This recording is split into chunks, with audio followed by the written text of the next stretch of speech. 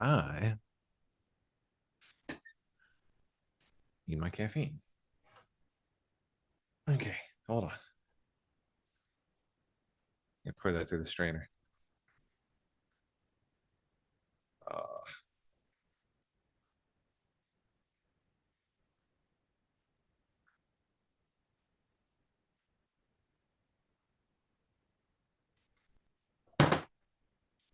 Okie dokie.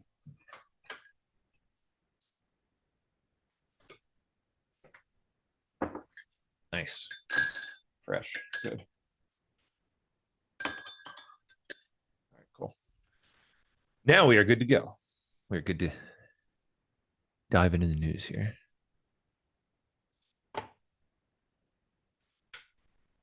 Hopefully, with all of our friends on board.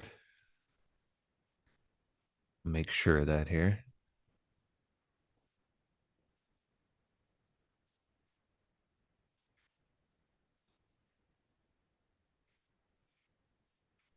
Cool. Hi, YouTube. All right, let's go. What do I have? Probably not that much. Oh, Bill O'Reilly. That's right. Look at that. He was on News Nation the other night. Okay, Here's the most I recognize that guy. here's the most important part of this whole thing, unreported. Okay? There is a man in Shanghai, China, an American citizen. His name is Neville Roy Singham. He works with the Beijing government. He is funneling millions of dollars into the United States of America through 501s like Party for Socialism and Liberation, Democratic Socialists of America, Minnesota Immigration Rights Action Committee. There he is, okay? Connecticut-born, 71 years old, billionaire tech guy. He is funneling money here to these radical organizations who are then agitating professional people, communists mostly, because Singham's a communist, all right, to go in and foster rebellion. You heard that story reported? And all of this, by the way, is happening in Minnesota, run by Governor Tim Walz, who happens to be quite a China aficionado. He just loves China. Oh my goodness. What did he when did he get married? What was the date of his marriage? He got married, was it in China? Or was the honeymoon in China? I forget what it was. It was one or the other, or both. And it like happened to coincide with like the anniversary of Tiananmen Square or something. It was something like just disgusting like that. Increasingly obvious that it was intentional as we watch things play out in Minnesota. He's clearly in bed with China. That is absolutely true. The man has been investigated by the FBI in the past, this Singham character, okay? This isn't some organic thing. Nope. This is a foreign power. This is warfare from straight from China, dude. Beijing using this American citizen who lives openly in Shanghai in luxury, knowing that this man is funneling tens of millions, probably more, into this country to try to destroy the government. What the deuce is that? Yep. Where are you, New York Times? All right? Or are they owned by China too? That's the second part of the story. There's a local federal story, and there's the international story. Yes, yes. And I've had it. You don't like what I'm saying? Blank you, because I'm telling you the truth. Dang. Go Bill. Bill is like 90 and gives no fucks. He is going out there and just saying it. Okay, Bill. I like this. Stay healthy, dude. I like Bill. I always like Bill. Used to actually, well, I don't want to say always. I used to hate Bill. I used to hate Bill a long time ago when I was young and foolish and just wanted to hate him because my dad liked him, one of those things.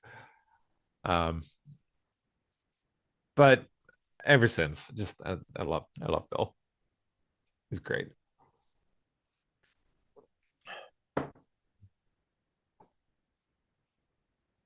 I don't know. I don't know if he's actually 90. I'm kidding. How old is Bill O'Reilly? Okay, he's 76. I was kidding. It was exaggerating for comedic effect, you know.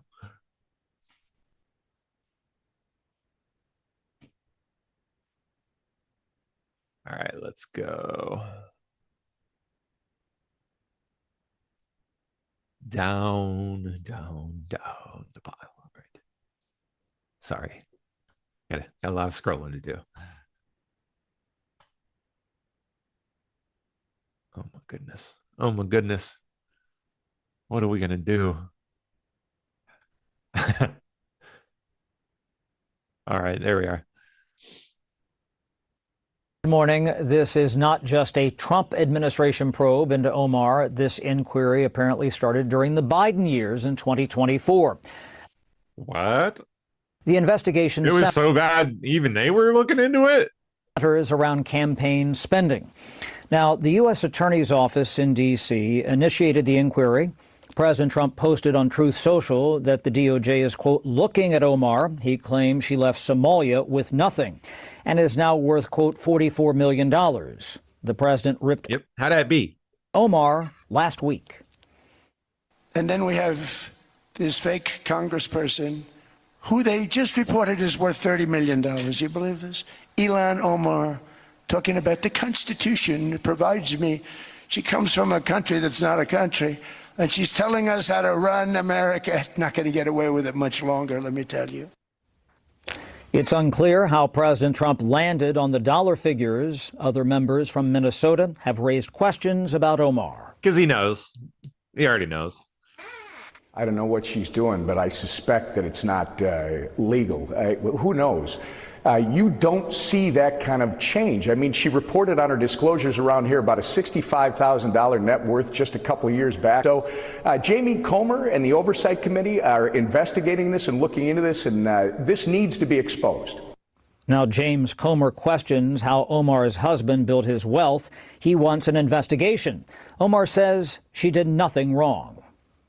They have been doing these sort of weird ethics investigations. None of them have yielded anything because I have been as transparent as I can be. Omar wrote on social media that the president's support was collapsing. She said he was, quote, panicking and deflecting from your failures. Now, Omar holds a town meeting today in Minneapolis. Omar has made controversial remarks about Israel and 9/11. Bill? All right, Chad, thank you. More to come on that when the reporting reveals itself. Chad.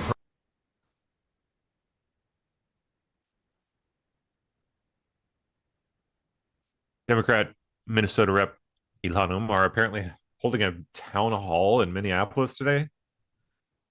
Oh God, that ought to be good. Hope we've has it already happened? I hope so. I want to see the clips from that bullshit. Tom Homan taking over operations on the ground in Minnesota. The Trump administration is making some major changes on the ground here in Minnesota. Borders are probably the right move because up to this point, it's kind of seemed a bit chaotic. Homan will now be the lead. He will be reporting directly to the president. Border Patrol Commander Gregory Bovino had been acting as the Border Patrol lead here, even hosting daily press conferences, really the face of the operation here. But Bovino he was just the blitzkrieg. Now returning. Oh, wait, I probably shouldn't use that language. The sector chief in El Centro, California. Yeah. And other Border Patrol agents are leaving as well.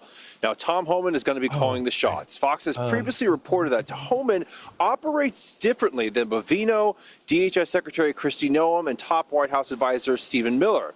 Yesterday, the president said he had constructive calls with Governor Walz and Mayor Fry. Walz writing afterward, I had a productive call with President Trump earlier today.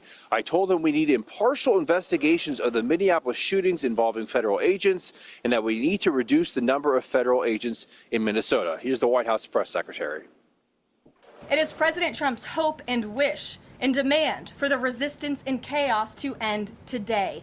That's why President Trump spoke with Governor Walz directly this morning, and he has outlined a clear and simple path to restoring law and order in Minnesota. If Governor Walz and Mayor Frey implement these common sense cooperative measures that I will add have already been implemented in nearly every single other state across the country, Customs and Border Patrol will not be needed to support ICE on the ground in Minnesota. ICE and local law enforcement can peacefully work together. Now, Caroline Levitt said Tom Homan was on a plane here to Minnesota yesterday. The president says Homan will meet with Mayor Frey today. And DHS tells Fox it is reviewing body camera video from officers involved in the shooting death of Alex Preddy on Saturday. Preddy was seen using a cell phone to take video and was getting near immigration agents. DHS is also investigating the possibility that the gun Preddy had on him may have accidentally fired after he was on the ground. And last night, agitators continued their campaign of targeting hotels where they think immigration agents are staying, making as much noise as possible to prevent agents from getting rest. Agitators gathered outside a hotel in Maple Grove where they think Border Patrol Commander at large. Idiots. Insane. Okay. Homan, who is a very experienced guy indeed. And definitely the right guy to be there right now. Guess is President Trump, and there were some sources whispering about this over the weekend, he was watching how everything went down in this terrible, deadly incident, the response, the statements that were made by high-ranking officials, and the backlash against the untruthfulness of some of those statements, or at least the debatable nature of what they were saying. And he said, you know, enough of this. This is, among other things, a political and PR battle, and a way to lose it is to not have credibility with the public. And so he decided to send in Tom Homan, who's a very experienced guy. He understands the job through and through. He wants to take it very seriously and do it the right way. And I think that Trump going out of his way to note that Homan hadn't been involved in Minneapolis or Minnesota was sort of a blank slate moment to say, hey, this needs fresh eyes, fresh leadership. And by the way, he's reporting directly to me. That was a shakeup, and I think a needed one. And my guess. Yep.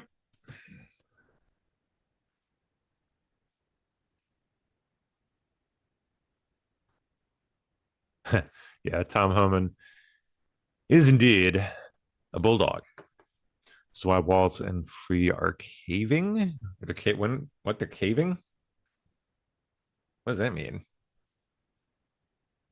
I see on the show this morning you have Governor Healy talking about ICE doing enforcement operations at a church. False. Didn't happen. They were parked there. They did not do an operation there. She said they were parked in a public space legally. But to say that and to push that out there puts fear in the immigrant community. So let me tell you what's happening. To do that puts fear in the community. Right. To park the ICE agent's vehicle near a church. They are on a public street. It's where they're supposed to be because they have to do their fucking job, Mika. They're on a public street waiting to respond to a criminal alien release pulled aside the road. Let me tell you, in the last couple of days, what's happened in Boston. They arrested Victor Gomez Paris, the 30. Oh, hold on. Trump's live? Okay. We will. With apologies, Mr. Homan, we will divert to that. Thank you for the heads up there, Marsha. You the best. Right on time. What is this all about? Clive, Indiana.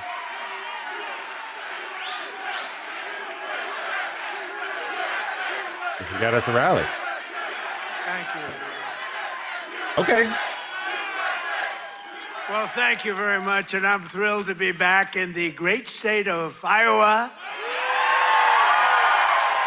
with so many proud, hardworking American patriots, which is what you are. It's an amazing state. What a place. Boy, do we have some victories here. Were they the greatest? So exactly 2 years ago this month, it was the people of Iowa who put us on a rocket ship back to the White House. It was a rocket. That was a quick one. After a rigged election, we had a rigged election. I said, do we do it again? And I said, I think we better do it again. Not too many people who would have said that. But we did so well the second time, I said, well, we won twice, we got to do it a third time. Should we do it a fourth time? Four victories. 4 victories. We got the right team over there. The right team over there. Well, that would be easy for you. That wouldn't even be work. But you came out by the thousands on a cold and snowy winter evening. Remember that beautiful evening? And together we won the Iowa caucuses in a 30-point landslide. That was great. I'll never forget it. It was so freezing. You think it's cold now? That blew it away. Whatever happened to global warming? You know? Now it's, it's like one of those things. But it was the coldest night. I remember it was way below zero. And they say, sir, you don't have to come till 10 or 11 o'clock because a caucus takes longer. Then I got a call at, let's say the polls close at 7. Sir, you've won. I said, I won what? They told me 10 o'clock. They can't announce. They said, you won by so much. They just called it at 1 minute after 7. Right? So we made the journey. And we made that journey through all the cars and everything else, and we made a speech, but what an evening that was. Then in November, we won the state by a massive landslide. That was incredible in the election. And we then went on to win all swing states, all 7 of them. They said 7 swing. Well, he could win 4 of them. He's doing very well, but we won 7. We won the Electoral College 312 to 226. We won the popular vote for the first time of any Republican in many decades by millions and millions of votes. And we won a category that's very important. We won 86% of all counties in America, 2,700 to 525. How about that?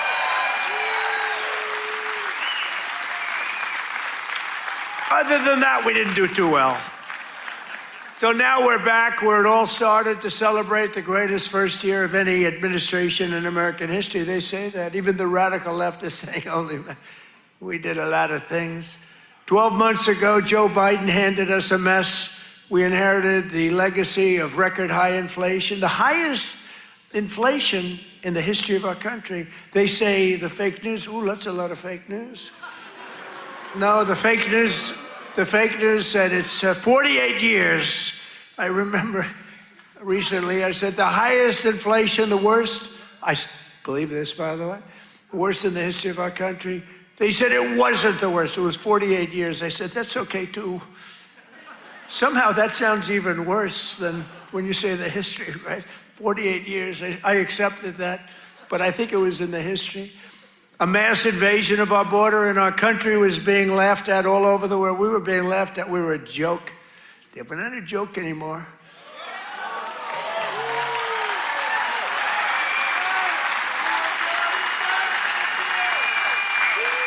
We're not a joke. We're not being laughed at anymore. But today, just after 1 year of President Trump, our economy is booming, incomes are rising, investment is soaring, inflation has been defeated. Our border is closed, totally closed. And America is respected all over the world like they've never been respected. 1 year, I thought it would take us 2 years. I guess I'm following in the great path of John Deere. We got the chairman of John Deere here. Chairman and CEO, that's pretty good. I even signed a John Deere hat for him. He said, I'm going to put this in the museum. I said, that's good. No, it's a great company, and you just said you're opening up 2 massive plants because of tariffs. You're opening up one in North Carolina, one someplace else, and you're expanding all over the place. You're doing a great job. I bought a lot of John Deere stuff. I bought a lot of John Deere. It's a great company. It's an honor to have you. Thank you very much. This has been the most dramatic 1 year turnaround of any country in history in terms of the speed. I really thought it would take us 2 or 3 years to do what we're doing. You know, we're the number 1 country anywhere in history in the world, anywhere in history for investment coming into the country. And it's amazing. And it's because of tariffs. And it's also because of the fact that we had such a tremendous November 5th. That November 5th brought spirit back to our country, came back. You know, one thing I think which is so important is, if you remember a year and a half ago, we couldn't get people to enlist in the military, any of them, Army, Navy, Air Force, Marines, any of them, the Coast Guard, Space Force. I love Space Force, right? We couldn't get them, and even police departments, they couldn't get anybody with a uniform that represented the country. We couldn't get them. And today, we have the single greatest recruitment numbers in the history of our military. The police forces are loaded. Law enforcement is loaded up. And everybody wants to be a policeman, a fireman. They want to be in the military, any branch. I mean, we literally, they couldn't get them. A year and a half ago, nobody wanted to be in the military. Now everybody wants to be in the military. It's an amazing thing that's happened, an amazing turnaround. And all because we have a president who does something very simple, puts America first, right? Right?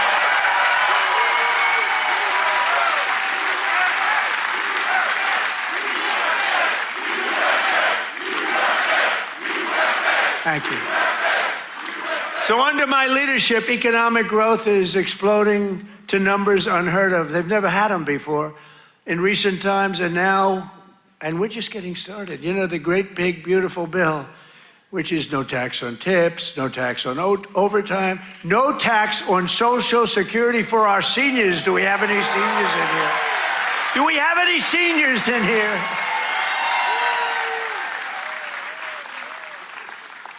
One of the fake news said, he did that because he doesn't want to pay tax on his Social Security. Don't you believe? That's what I never thought of.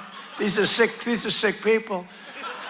But despite the fact that we've just really started, it's just kicking in because we inherited such a horrible situation with all of the high prices and the inflation and everything else. And by the way, the open borders, we had millions and everything you see today wouldn't happen. They opened the borders, but we had a 5.4%. And since the election, the stock market has set 52 all-time highs, adding $9 trillion in value to your savings, retirement accounts, and 401ks. So, 401k people, I mean, of which you got a lot of people. Does anybody have a 401k in the audience? A lot of people. So you're setting records, right? The highest it's ever been. They say this, you know, the good stock market, they say, well, this stock market, you know, they just try so hard. This stock market doesn't affect the middle class. I say it does. What about a 401k? What about all the other things? What about the fact that they're making more salary than they've ever made? But the stock market's the highest. How is John Deere stock doing? Great? All-time high? It's all-time. Everyone, I don't have to even ask the question. I mean, I made a lot of people rich. Me, I just keep working. I made a lot of people rich. I made a lot of people rich that I don't even like. I got a lot of people that I don't like at all, and I've doubled their net worth.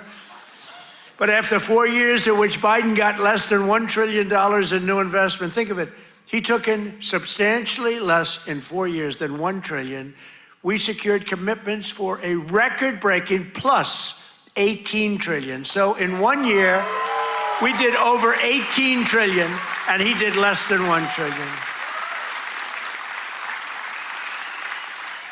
Just over 1 year ago, under Sleepy Joe Biden and the radical left lunatics, we were a dead country. We were a dead country. I'll tell you, 1 year ago, a little more than 1 year ago, we were a dead country. The king of Saudi Arabia told me that. You've heard me say it.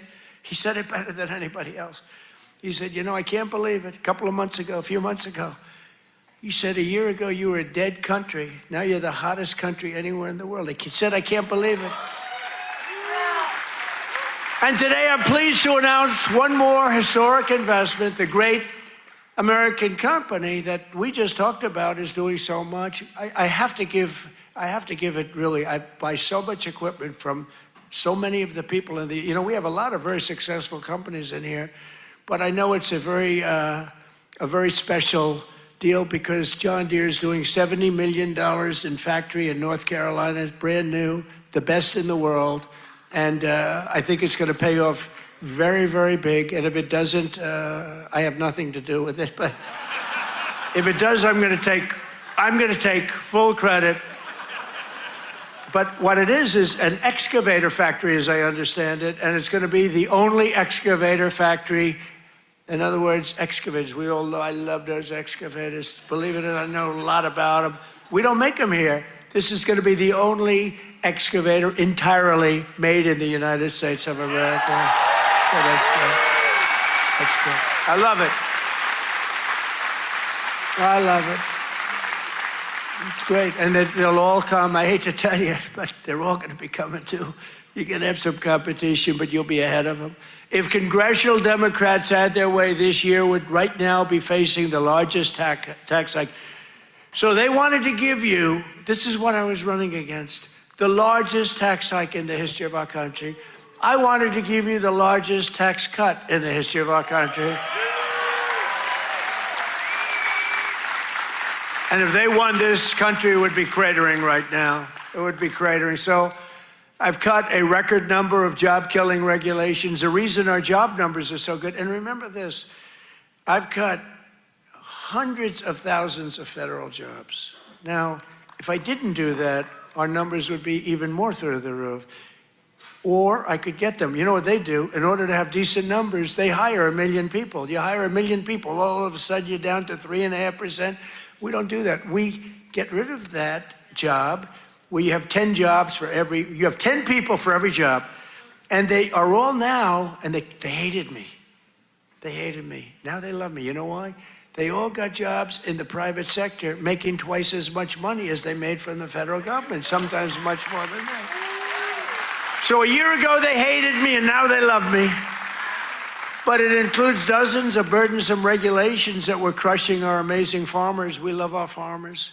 We won this thing. I think I'm at 97% with farmers. Well, who the hell is voting for Kamala? You know, it was a crazy election because we were doing great against Biden. Our hope, nobody even knew who the hell Kamala was. All I knew is she was the border czar. We had millions of people pouring through, and she was the border czar. So I like that. But I will tell you, the amazing, we didn't know much about her. And you know, when you're running a campaign, you're focused on the person you're running against. So we're running against Sleepy Joe Biden. Crooked, I call him Crooked Joe, Sleepy Joe. They're both accurate. And we're running against him. All of a sudden, he's way down in the polls, down by a lot. And all of a sudden, they take him out and they put a new, this is like, I told Dana White the other night, it's like taking a fighter, putting him in, he's getting the hell beat out of him, you take him out, and you put a new fighter in. I said, that's not fair, but that's what happened to me. The stuff that happened to me can only happen to me.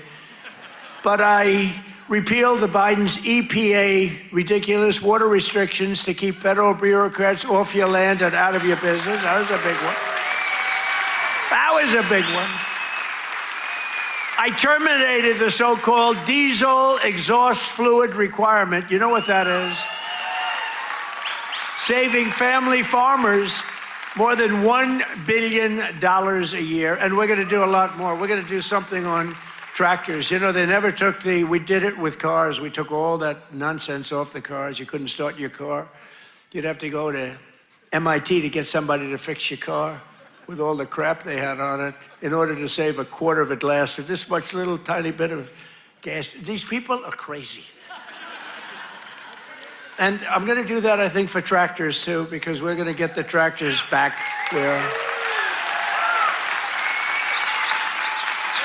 you don't have to be a PhD in order to start your tractor, in order to keep the environment clean. So much nonsense. I think it makes the environment dirty, actually. And very importantly, on day one, I kept my promise to the people of Iowa and abolished the insane electric vehicle mandate, which would have obligated you to go out and buy an electric car, but it would have obliterated a thing called ethanol. Do you like ethanol? Is it big? A lot of people are asking me about ethanol. I don't know. Do you want me to do something with ethanol? Maybe. After years of the United States getting ripped off by other countries on trade, I'm standing up for the workers and the farmers of our country like no other president has ever done. No other president's done this. I mean, no other president has done this. I could have had an ACC presidency. I'd probably have this little piece of ear back, you know? Could have it, and I wouldn't have to listen to lunatics like this up there. I wouldn't have to listen. Isn't that nice?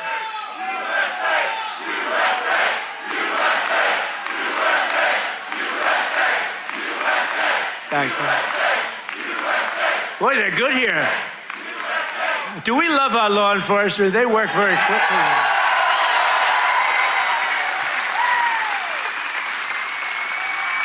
But under Sleepy Joe, we had the largest trade deficit in world history. But in 1 year, I've slashed our gaping trade deficit by a staggering 77%. How about that? What about that? That's pretty good, right? 77. Nobody's ever seen that. You know, if you slash your trade deficit by 1%, you're like a genius. They say, oh, he's very electable. He's not so electable. I did 77. I did something else, favored nations on drugs. We now are paying the lowest price anywhere in the world for drugs. In other words, matching favored nations. It's called most favored nations. Every other president tried for it. They didn't try very hard. They didn't get anything. I got it done. I got all the nations to agree. You think that was easy? I said, if you don't agree, we're going to put tariffs on you. They said, we agree. We agree. So you'll have a pill that costs $10, as an example, costs $10 in London, costs $130 in Des Moines, and now it's going to cost $20. Think of it. You'll go from $130 down to $20. It's the biggest price reduction of prescription drugs in history. And going to have a huge impact on your health care, too. I was very proud of it. And you know, the fake news, I can't get them to talk about it. Think of it. I got the biggest price reduction in history on drugs, pharmaceuticals. I can't get these guys to talk about it. It was page like 22 in the New York Times, a little story. I just got the biggest, I can't believe it. If a Democrat got a half a point down, this is like hundreds of, depending on the way you want to calculate it, you could say it's an 80% reduction, or you could say it's 1,000% reduction. You could say whatever you want, but it's the biggest reduction in history by many, many times. I did something because we were subsidizing the entire world. We were paying 10 times, in many cases, more money than the rest of the world. And I said it wasn't fair. And I got it done. And everyone said you can. They said, you'll never get other countries to agree. They said, yeah. I said, yes, I will. They said, you'll never get the other countries to agree. I got the drug companies. That was not easy, I want to tell you, but that was not so bad. But they even told me, we'll agree to it, but you'll never get the other countries. I said, 100% I will. Why wouldn't I get them? And I called Macron of France. I said, you got to double the price of your drugs. He said, no, no, no, I will not do that. What was the story with his glasses the other day? What the hell was that all about? But anyway, but I got them all. I don't want to go into a long story. Bottom line, I said, I'm going to increase tariffs by 25. I'm going to charge you 25% tariff if you don't do it. They said, we will do it. We would be, why don't you ask? We'd love to do it. So I got something done that no other president could have gotten done, and no other president, I don't even think they tried, you want to know the truth. You think Biden was thinking about it? He just was thinking about how the hell to get off the stage. Remember, the guy could never find it. You have so many ways. You can jump off the front if it really gets... You got stairs all over the place. The guy could never find his way off the stage. This was not a good sign. But I made new fair trade deals with countries covering half of all U.S. trade.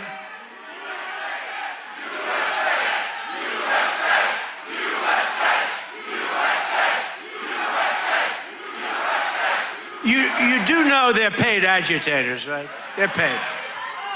They get paid. You know, do you ever see their signs?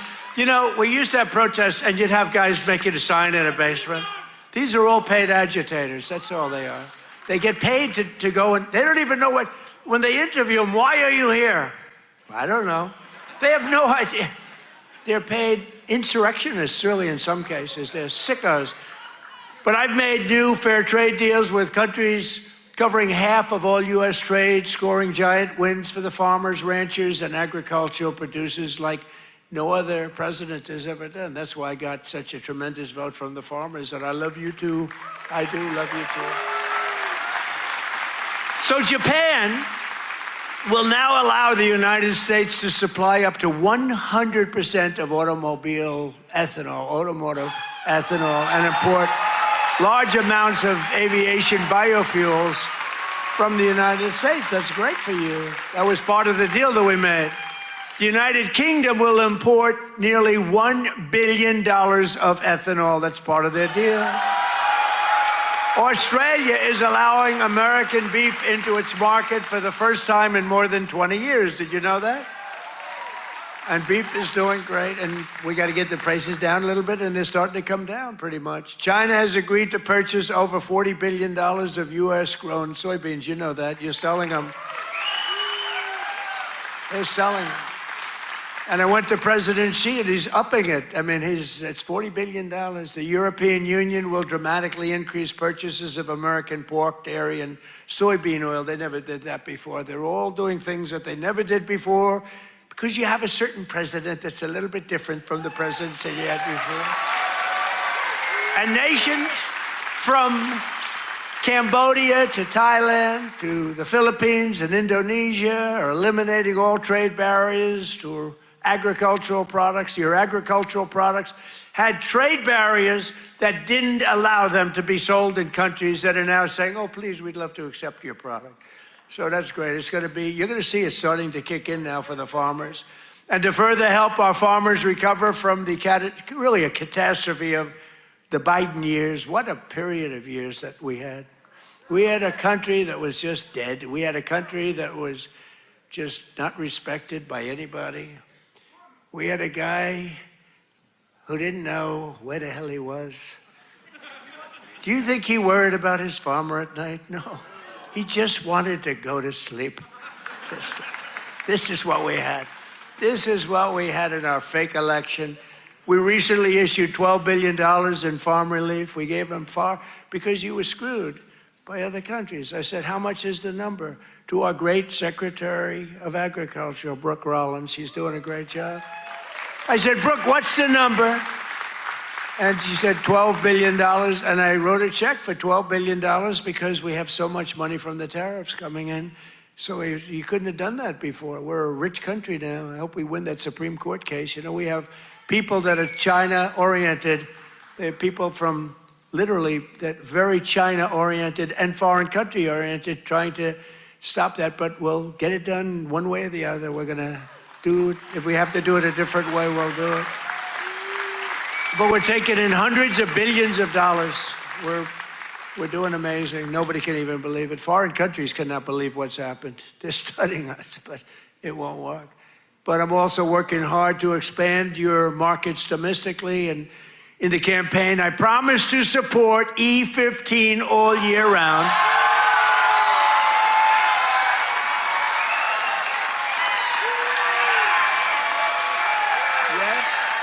Yes. Should I do it, Kaufman? Should I do it? I did. I promised E15 all year round if I get elected. And I want to let you know, and we'll start right now. I was going to put out a statement a week ago. I said, hold it. I'm coming to Iowa to make a speech. I'm not going to put out a truth. I want to be there in person to tell them, the people of Iowa, to know that I am trusting Speaker Mike Johnson, who's great, and Leader John Thune, who's great, that's House and Senate, to find a deal that works. We've got it. For farmers, consumers, and refiners, including small and mid-sized refiners. In other words, to get E15 approved, and they're working on it. They're very close to getting it done. So I just wanted to let you know that. Yeah?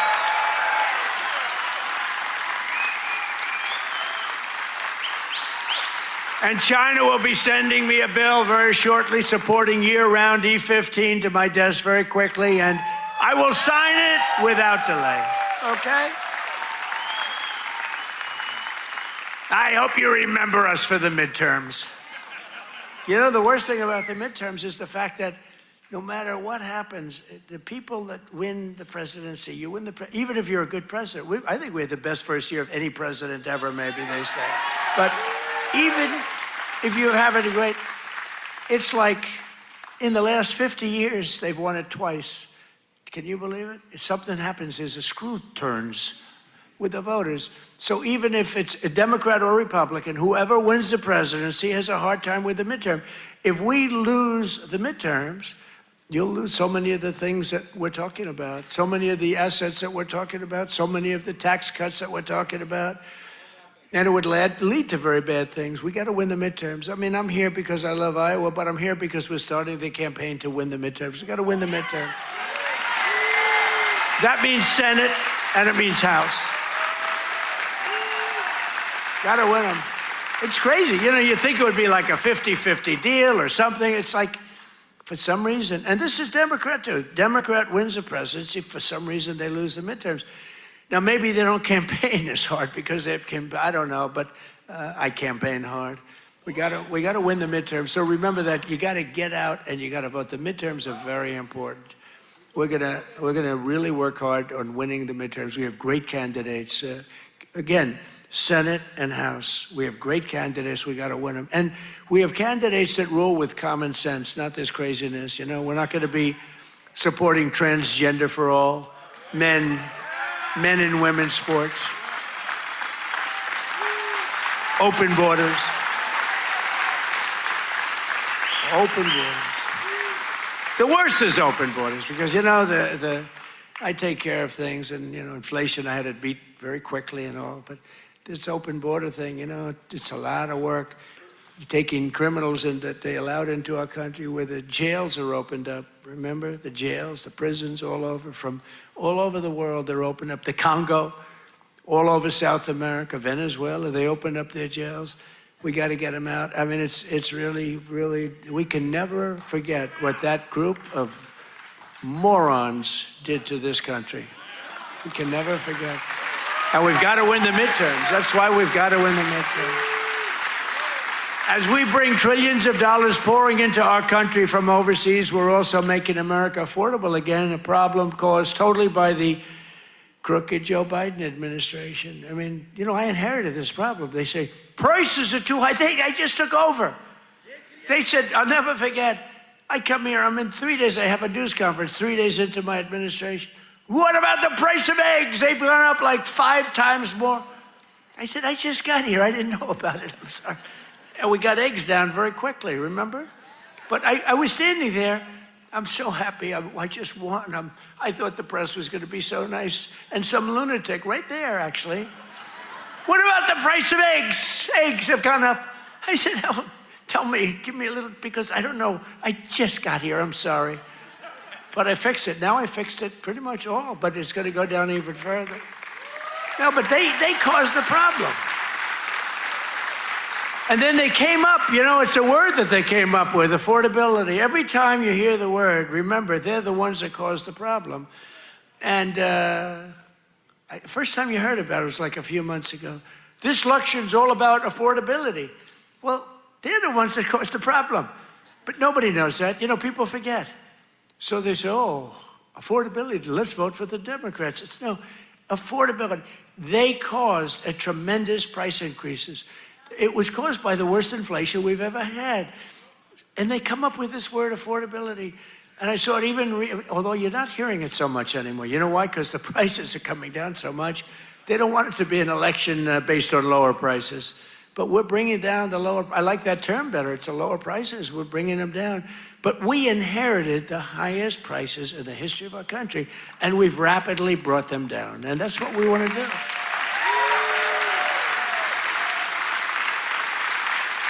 Did you ever see them where they're being interviewed? This will be an election on affordability. And I say that, but they never talk about it after, that's all they say.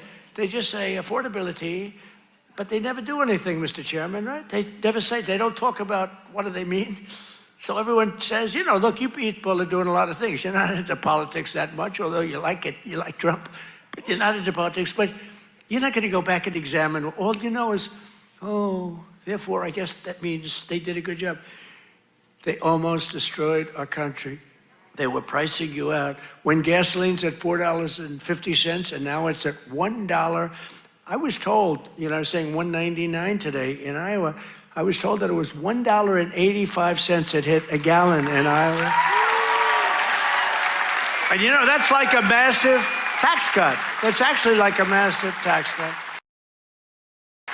So the Biden nightmare cost a typical American family $34,000 in 4 years, but after 1 year of Trump, real wages are already up more than $2,000. Think of it, that's a $5,000 swing, much faster.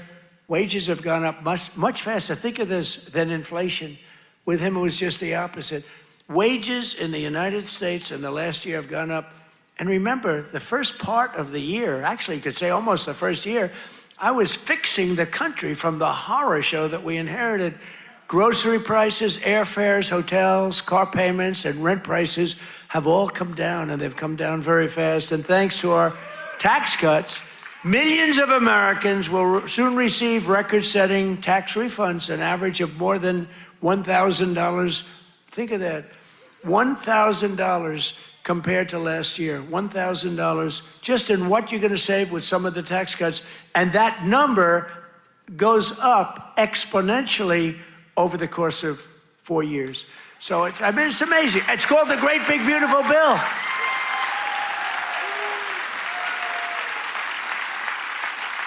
You know, one other thing that you get that's I thought was so great, I came up with it. You know, very rich people get deductions. Middle-income people don't get deductions. They never had to. I said, why is it that when a rich person buys something, they get a deduction on interest, but when somebody that's working like hell, they don't get it if they want to buy a car? And I said, why can't somebody buying a car in America, only if it's made in America, if it's made in some other country, we have no interest. So I got it approved in the Great Big Beautiful Bill. You get a full tax deduction against your income tax. You get a full tax deduction. Think of it, if you purchase a car in America, if you borrow money, the interest that you're paying on that borrowed money is a full deduction for your tax purposes. And that's a tremendous deal. And you know what? It's also great for the car companies, because the car companies are going to be making a lot more cars that they couldn't believe it. And I got it passed. So just remember me as you take those deductions, please. The king of deductions. No, but it was always unfair the way a lot of people got treated. You take that deduction. One of those who will be seeing a big benefit thanks to our tax cuts is Erica Perltel. Where's Erica? Is she here? Erica? Where is Erica? Right here. Right over here. Where is she? Oh, she's so beautiful.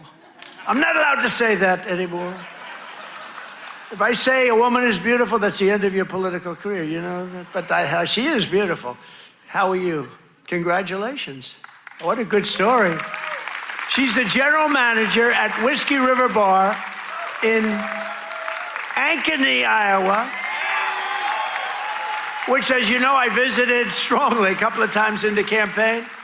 And Erica's been able to hire many new employees, and they're each going to be taking home thousands and thousands of dollars extra because of the no tax on tips. And she's got a lot more people wanting to work for her, too, because of that no tax on tips. That's just one of many. How's that working out, Erica? Good? You want to come up and say a few words? Come on up, Erica. You want to come on up? And while she's coming up, also with us is Judy Waldron from Davenport. Judy works part-time as a bartender, and her husband, Chris, is an electrician who works hours on overtime each week.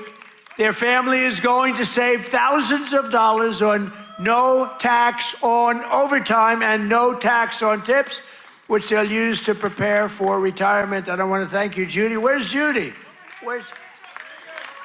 Come here. Where's Judy? Come on up, Judy. Get up here. Come on up. They're totally unprepared for this, but what the hell, right? Say a few words. Thank you. Thank you. Thank you, President Trump. No tax on tips is huge for everyone in the service industry. Thank you very much. Thank you very much. Congratulations. Thank you.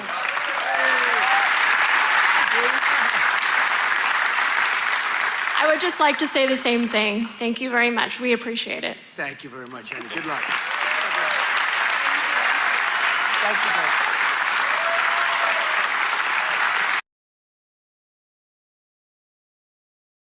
Oops, I'm mute. I'm on mute. Yeah, must have been nervous as heck going out there. Crowd like that, shoot. I refuse to say they're beautiful. I refuse. But they're beautiful. Do all people look like that in Iowa? I don't think so. I don't think. Thank you both. Congratulations, too. Great. I don't think That's so. great. We're not supposed to come up, but I looked at both of them and I said, get up here. We're also pleased to be joined by Governor Kim Reynolds. Kim, thank you. Thank you. Thank you, Kim. Great. A man who's become a real star, Treasury Secretary Scott Bessent. Scott.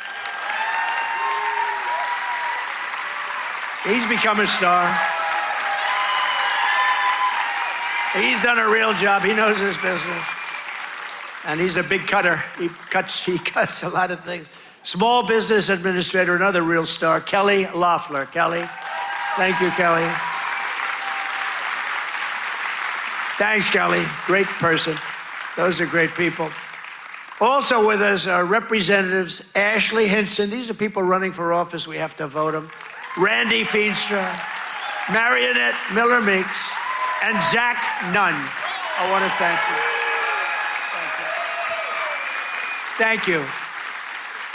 And I want to tell you that they're all great and they're all running and they should be in good shape, but you got to get out and vote. Got to get out and vote. Iowa Attorney General Brenna Bird. Where's Brenna? Hi, Brenna. Boy, she was early to endorse me. She was so early. We appreciate it. We'll never forget that. That was great. Thanks a lot, Brenna. And you're doing well. I hear you're doing great, right? Thank you. She's running again. You got to vote for her. State House Majority Leader Bobby Kaufman. Bobby. Guys, you gotta move her there. Thank you, Bobby. Great job. Great family. Former State Senate President Leader. Now, I have to tell you about this guy. He endorsed me, the first person in the entire United States of America. It was a year before I even knew I was running, he endorsed me. He endorsed me because he thought I would be good. I wasn't even thinking about running. He was so early. He was the first person in the United States, before my wife, before my kids. State Senate President. He's a Marlboro man. He looks like the Brad Zahn. Where's Brad? Where are you, Brad? Come on up here. Get up here, Brad. And state representatives Heather Hora, Derek Wolf, Brooke Bowden, and many other wonderful members of the Iowa State House. I want to thank you all for being here. Brad, you got to say, look at this guy. Can you talk, Brad?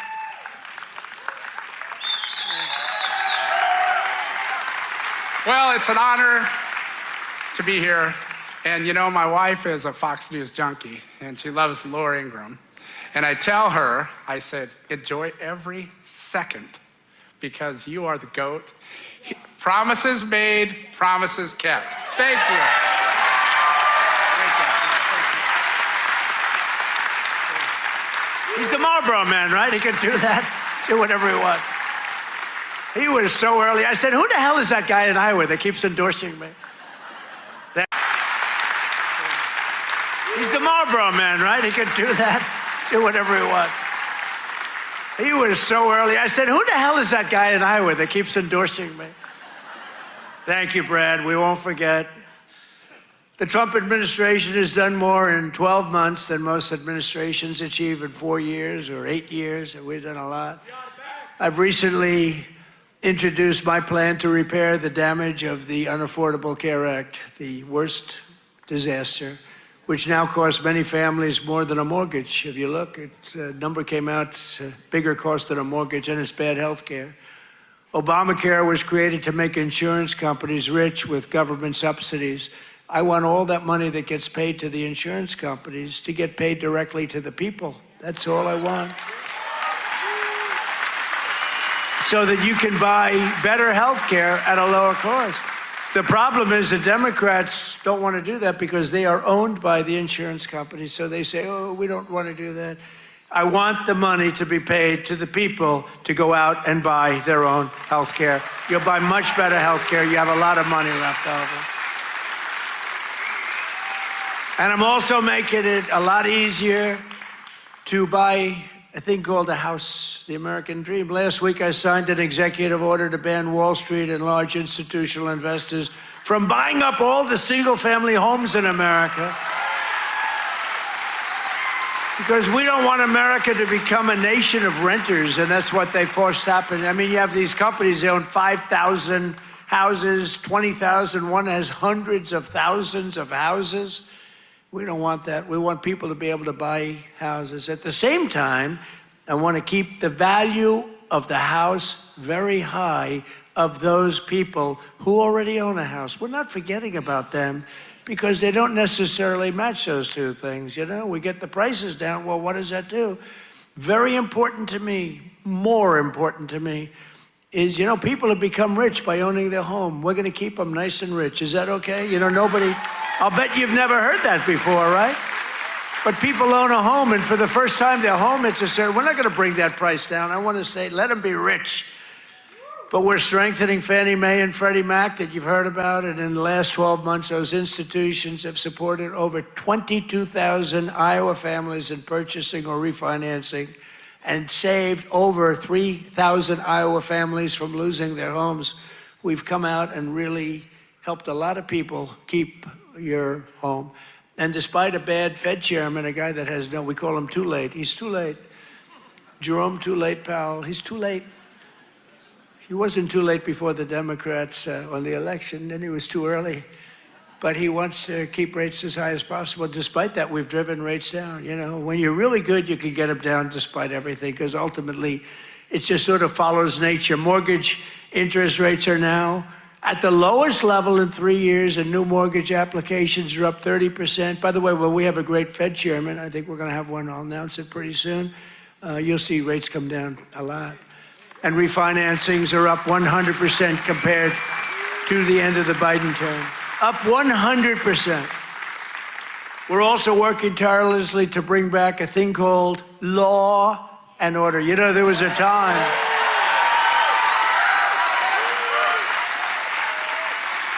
So there was a time that you weren't allowed to use the words law and order. I like that guy. You weren't allowed to use the term law and order. You weren't allowed to use the term Christmas. Merry Christmas, everybody, right? Remember that 2016? I ran on, we're going to bring back Christmas. We did. Now they're afraid to suggest it, but we brought that back. But law and order, we need law and order. And we have the lowest crime rate now in the history of our country. That's good, but we'll do even better.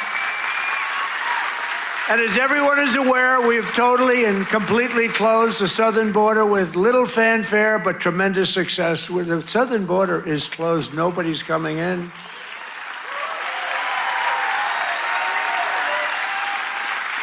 That's right, nobody is able to come into our country except for those that come in legally. We want to have people come in legally. We need people to come in legally, but they have to show that they can love our country, not hate our country. They have to show that they're not going to blow up our shopping centers, blow up our farms, kill people.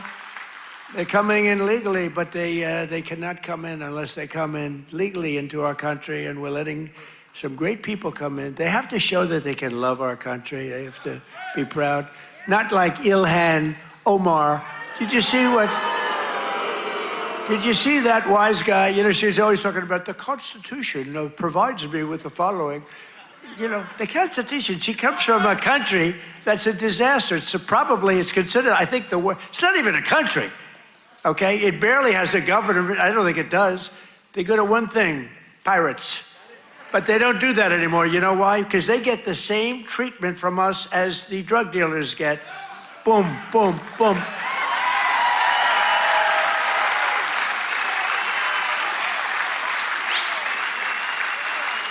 I don't care what ship they're attacking. When they attack, when we see them going in, ping, that's the end of that. It's amazing. You know, I don't know if you know, drugs coming in by water is down 97%.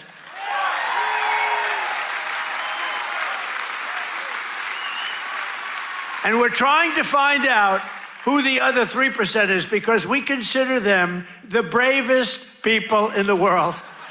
Who the hell are the 3%? But it's down 97%, and now we're taking them down on the land. The land is much easier than the sea. You had to do the sea first, but the sea is done. We haven't exactly helped the luxury fishing business, I would say. Would you like to go fishing? No, thank you. Let's go deep sea fishing today. Let's go on a little boat deep sea fishing. Sorry about that. But it's down 97%. We've done a job. I'll tell you, we've made our country respected again. The greatest military, we have the greatest military in the world. You know, I rebuilt our military in our first term, and we have the greatest military in the world. So you read much about Minnesota, where, unbeknownst to the public, we have brought down crime very substantially in Minnesota. We've taken out thousands of hard criminals, hardened, vicious, horrible criminals. You don't read about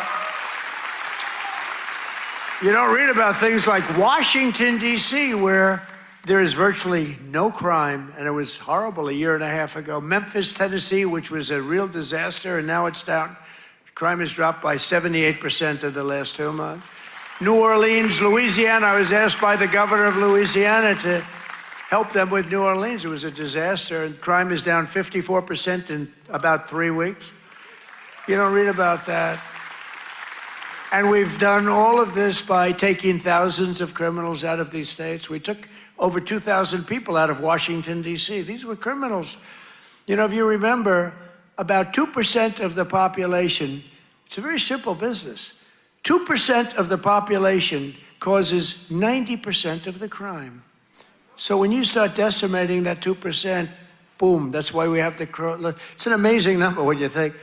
It's just crime over and over and over. 2% creates 90% of the crime. Isn't that amazing? It's not that complicated, is it? In 1 year, we've achieved the largest drop in the murder rate in the history of our country. Drug overdose deaths are down by 21%, the largest drop ever recorded. We got to do better than that. And I've designated the drug cartels as foreign terrorist organizations. Big deal. And despite the strong efforts of the fake news media, we are starting to see the historic success reflected in tremendous polls. We have great polls. In last week's Rasmussen poll, we're leading among Hispanic voters. We're leading by a lot. Nobody's ever seen a Republican lead among Hispanic voters. You know, Hispanic voters don't want crime. People don't realize that. Hispanic voters want strong borders because they know what's coming in and they don't want them. They're great. They've been great. We did so great in the election with Hispanic voters. We did so great with black men. We did so great with white everything. In yesterday's RMG poll, a clear majority of Americans support our deportation policies by a margin of 10%. Now, I don't know why 10%, because I don't think it's even, I mean, wouldn't you say like 100%? Who the hell would be against? Maybe somebody that hates our country. In a recent Harvard-Harris poll found that 80% of Americans support our unprecedented operation to deport criminal aliens. In other words, 80%, that's more like it, of the people support our operation to remove really dangerous, bad people out of our country.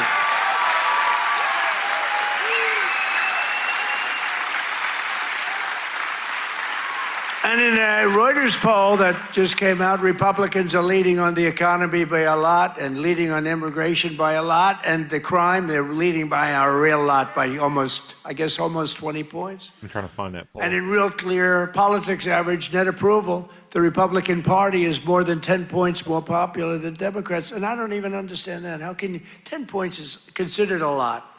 But to me, I mean, how is it 10 points when we've done all these things?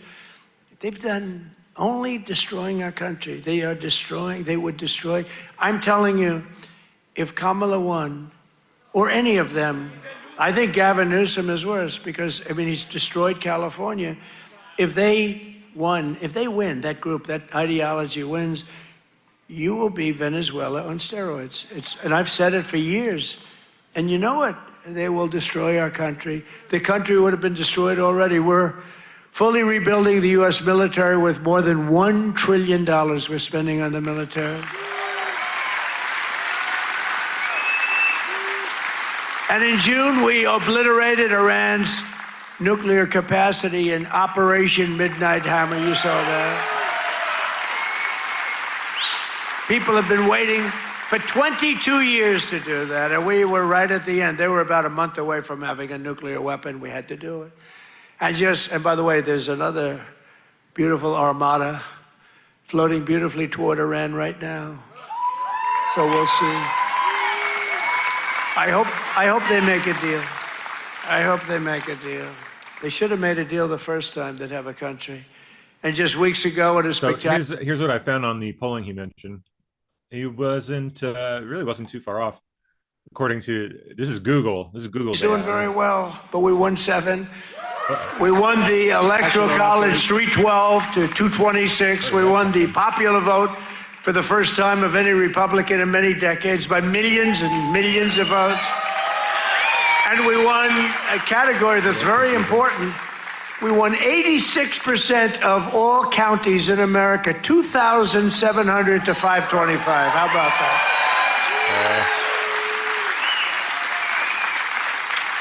Other than that, we didn't. That's why. It took me a second. Okay, so here's what I found on the polling he mentioned.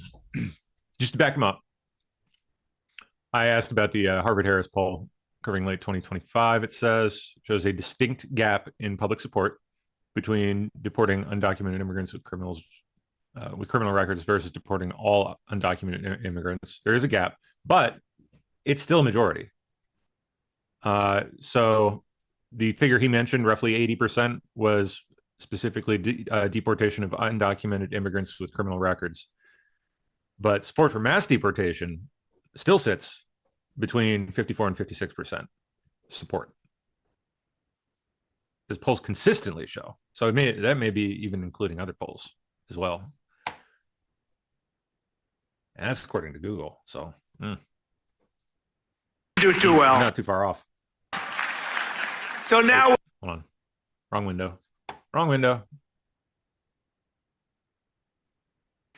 We went into a very big, powerful military base with a group of unbelievable, talented, patriotic people that love our country. You couldn't hold them back. You know, the weather was off for 3 nights. It was not good, so I delayed it. The next night it was okay, but not great. I said, General, sir, they're ready to go, sir, they're okay. I said, but the weather's a little bad. I said, sir, they're ready to go. I said, God bless you, General. And boy, did they do a job. Joe Biden and his allies, in conclusion, in Congress did everything they could to destroy our country, but they failed. And today, after just 1 year since my second inauguration, you know, we have a new hat. It's called America is Back. America is back. Our border is secure. Our spirit is restored. Inflation is stopped. Incomes are up. Prices are down. Our economy is roaring. Our workers are thriving. And our country is winning again, winning like never before. We've never had a period of time like this. You've never had a period of time.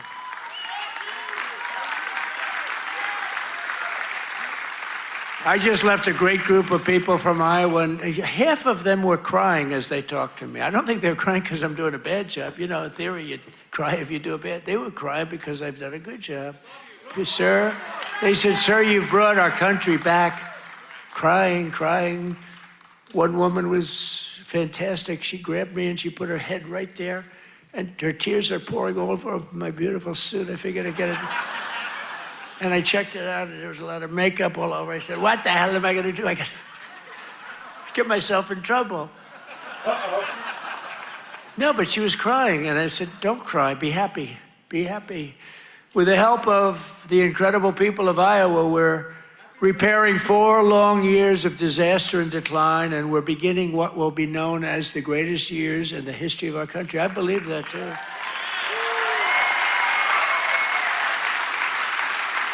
We are entering a period that will be called the golden age of America. That's what's happening. So together with all of you, and you were with me from the beginning, all 3 times we won by a lot. I don't know if you remember, but before I got involved, this was really a Democrat state. You know that. I don't want to bring it up. And then I came along, and it wasn't a Democrat very long. And our great chairman did such a good job. Boy, oh boy, oh boy, you could do anything. I've offered him, come to Washington, take any position. But he likes it. He just doesn't want to leave. I think you just want to stay in Iowa. I don't blame you. But you are fantastic. But we've won all 3 times by a lot. But until we came along, this used to be a Democrat state, and then we turned it. Barack Hussein Obama, have you heard of him? He won both times, didn't he win both? He won twice, you know. Barack Hussein Obama, wonderful president, really brought people together, didn't he? But Barack Obama won twice, you know, and so everyone said, well, Iowa, you know, they had this down as not winnable, and we won in a landslide. 3 times we won in a landslide. So. Together with all of you, the citizens from all across this incredible, beautiful land, we will make America powerful again. Oh, we've done it. We will make America wealthy again. We will make America healthy again. That's happening. We will make America strong again. We will make America proud again. We will make America safe again. And most importantly, we will make America great again. Thank you, Iowa. Thank you. Thank you. All right, there we go. Come on now. We'll watch him walk out of here. Mushu pork, you guys. That's the good stuff. Haven't had that in a while. All right. Well, now that that has concluded, let's get back to attempting to make our way through the news. I'm going to, sadly, feel so bad for Steph. She's so good, so much. But we're going to skip through a bit. We're down to 35 minutes or so.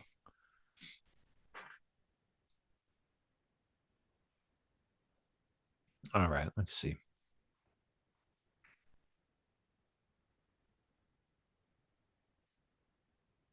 I think we saw that yesterday.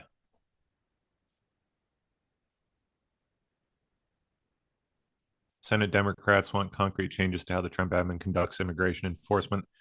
But pushing too hard could spark, another government shutdown. They know where that's going.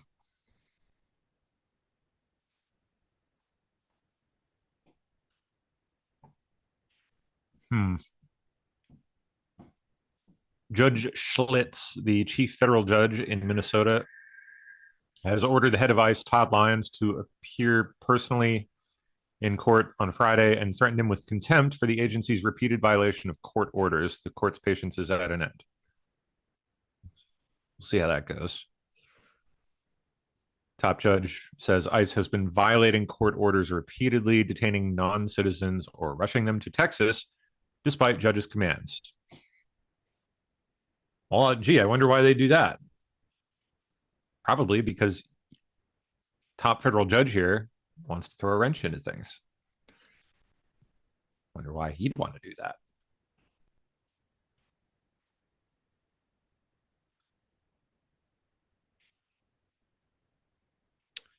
Plate checking ongoing. Yes, they are still actively checking plate numbers and hunting federal agents. They're just doing it openly in the chats now. I think they've probably moved beyond the point of caring that they're being watched. They can't stop it.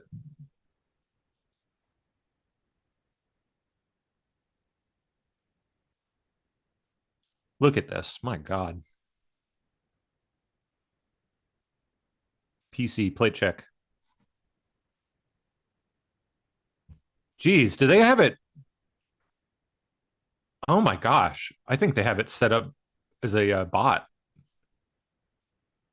See, that exclamation point is like a command signifier, like a backslash or something. Like when you're typing /ban in BeLive if you're a mod, or YouTube if any of you have modded over there before. They have commands like that, but same kind of thing. Exclamation point, PC, plate check. And then the plate I wonder if they. I mean, I don't see responses here, so they must get a response through direct message privately or something. That's crazy. So they've automated the plate check process, I guess.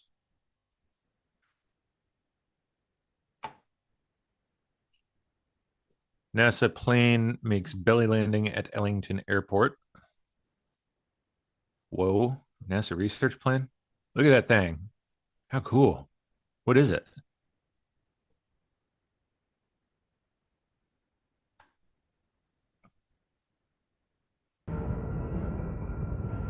WB-57. Oh, that's one of the U2s. That's their converted U2. I thought that looked familiar. Sexy.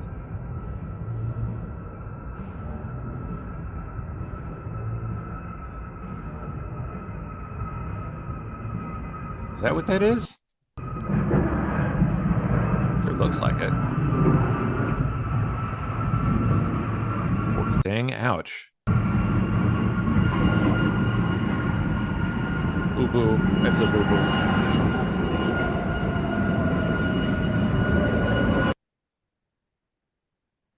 WB-57 Canberra. Okay, so this is not it's not a converted, it's something else. Yeah. What is New this? developments in Sunday's deadly jet crash in Bangor, Maine. What is this thing? B-57. How weird that they even still have one of these. 2 in use by NASA. 2 operational, 2 damaged. So was that the last operational one? Tell me about this thing. I like rare aircraft like that. Just fascinate me. Still flying. How cool and sad. Since the early 70s, 2 WB-57F Canberras, NASA 926 and 928, have been flown and maintained by NASA for high altitude atmospheric research. These same 2 aircraft have been deployed alternately to Afghanistan for use as communications platforms that fly high over an area linking various communications devices on the battlefield and to other airborne assets. They were known as the Battlefield Airborne Communications Node System, BACN. In 2011, it was determined that a 3rd aircraft was needed to satisfy mission requirements, and an additional WB-57 was removed from like a boneyard.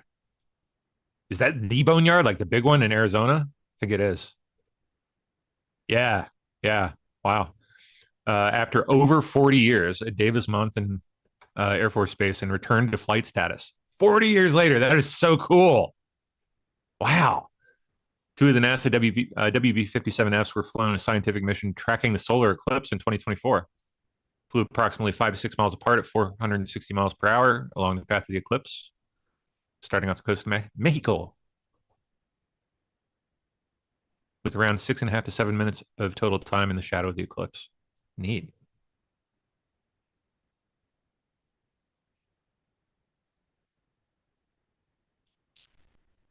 Well, it doesn't mention the crashes or the damage. Hope they're able to recover and repair the thing. What a cool piece of history. Shoot. Yeah, if you've never looked into that boneyard, what is the name of that place again? Amarg? Yeah, Amarg. Super cool. Biggest. Look at the size of that freaking thing. All ancient, or varying levels of ancient. Dead, stripped, varying levels of stripped. Military and I think civilian.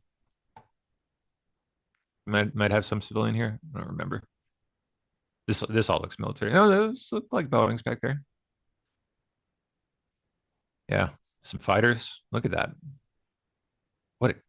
I would just love to walk through that place sometime on an ATV or something.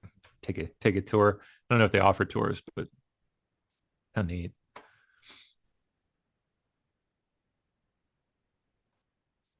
All right. Anyway, back to news.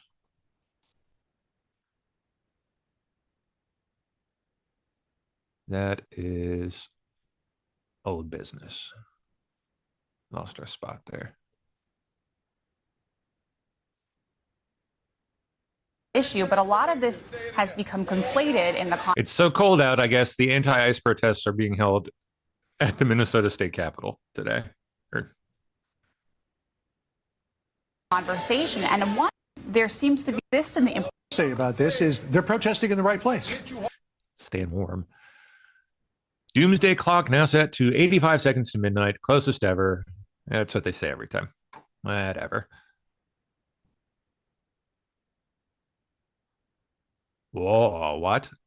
Duke Health now deleting posts where users were asking if this nurse who called to... Oh, yeah, I remember that nurse the other day called to poison and drug ICE agents. Or just, I think, was it MAGAs? Just generally, I think it was just MAGAs.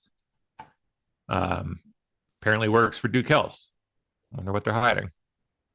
Oh, no, this is a different one. That was a guy. The guy that I was talking about he's a dude saying he would... what was it? Like...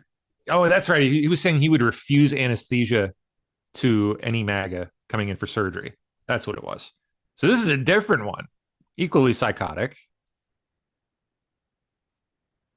Calling to poison and drug ICE agents.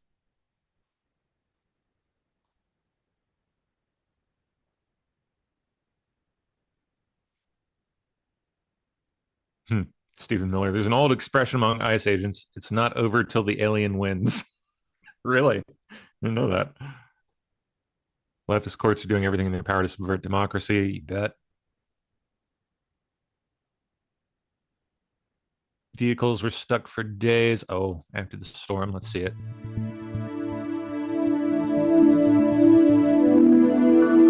Wow. Hopefully the people were able to, like, I don't know, get shuttled out somewhere. Imagine being stuck like that for days in your truck. Ugh.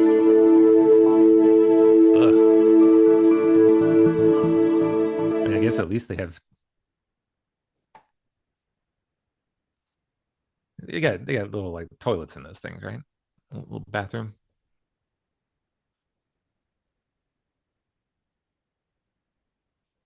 At least some of the bigger ones, the nice ones.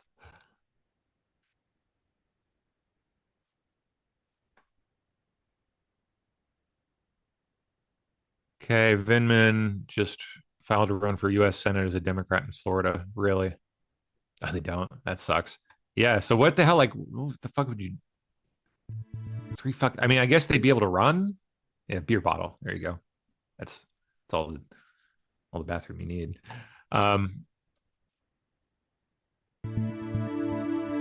imagine those things would idle for a really long ass time. They'd probably be able to stay warm, assuming they had a decent amount of fuel left, but still, God, that would suck.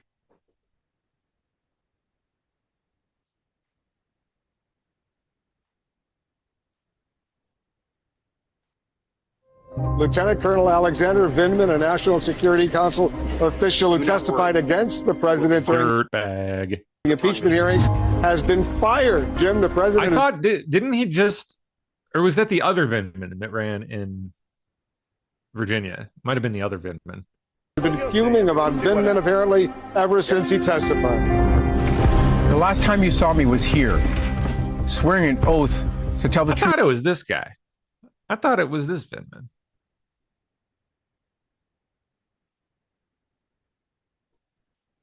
Maybe it was the brother though. I always mix them up. What's the other one's name? Alex Vindman, and what's the other one? I just forget his name. They're both scum. They're both dirtbags. Kash Patel's FBI ramps up probes into funded protests, riots, and anti-ICE hunts across Minnesota. They got a lot of intel together, and warrants to get signed by judges for surveillance, for a lot of things. They got a lot of things they're going to have to do here to make a very big case against some very bad people.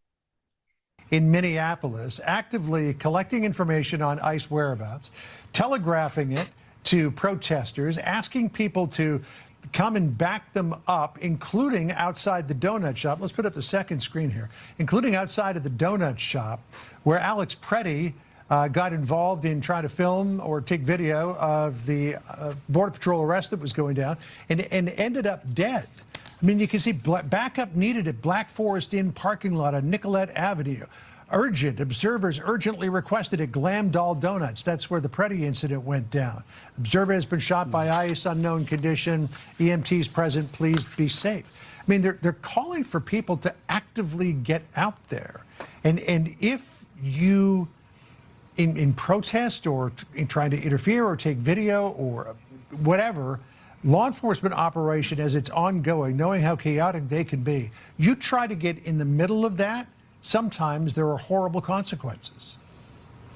We should always decry the loss of human life. We don't want there to be situations like the ones we saw in Minneapolis.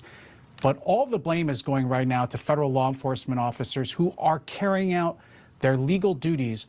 And part of the responsibility lies with these groups, which are conspiring, I think, to obstruct federal law enforcement. That is a crime. They are contributing to, I think, unfortunately, the rise in violence you're seeing in Minneapolis. And it's illegal. It can't, I don't think that what the Trump administration should do is pull back and let the message be sent out that this kind of conspiring, that this kind of use of funds, this kind of obstruction of federal law enforcement is going to succeed, because it then undermines federal law throughout the whole country. Indeed. He won't do that, though.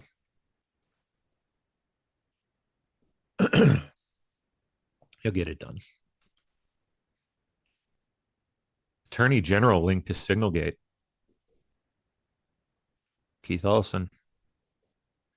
In their legal help signal channel, there were apparently instructions to report federal agents directly to Keith Ellison, to the AG's office. Yep. The link led directly to a page designed by Ellison's office for reporting feds. Ellison has been seen outside of the Whipple building engaging in protests with the insurrectionists, who just a few nights prior tried to kill Cam Hebge here and attempted to bring the fence down. How involved is Keith Ellison? Oh, we all know. I mean, come on. Tippy top.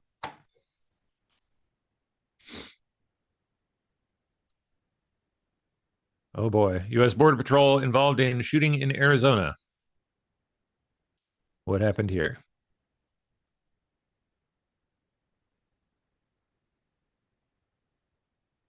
Okay. Whoa.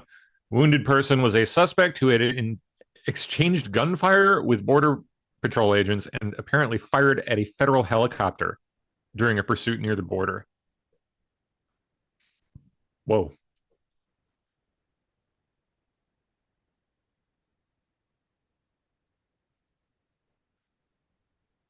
Trump warns Iraq the U.S. will no longer help them if they install the wrong prime minister.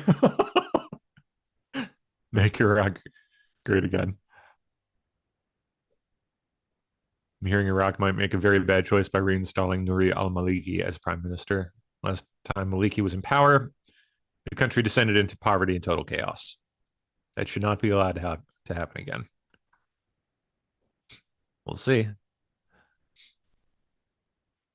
U.S. says it's taking first steps to possibly reopen embassy in Venezuela.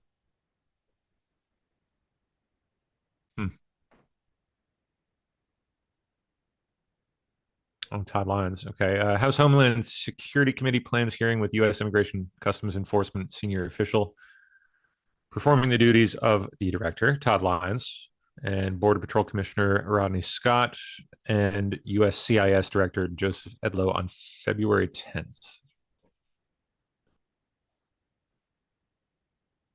Interesting. Okay, Tom Homan just met with Mayor Free and Chief Brian O'Hara in a productive conversation. Okay. This conversation that he had with Tom Homan, he described it as a productive one. And he said that he reiterated his main ask of Tom Homan is that Operation Metro Surge end as quickly as possible. The fact that these meetings are happening at all, it marks a significant change in the dynamics of this standoff that has really been escalating for more than a month now. Governor Tim Walz says that President Trump told him, quote, "We'll be doing things different with Tom Homan in charge." And this morning, after meeting with Homan, Walz's office said the governor reiterated Minnesota's priorities: impartial investigations into the Minneapolis shootings involving federal agents, a swift, significant reduction in the number of federal forces in Minnesota, and an end to the campaign of retribution against Minnesota.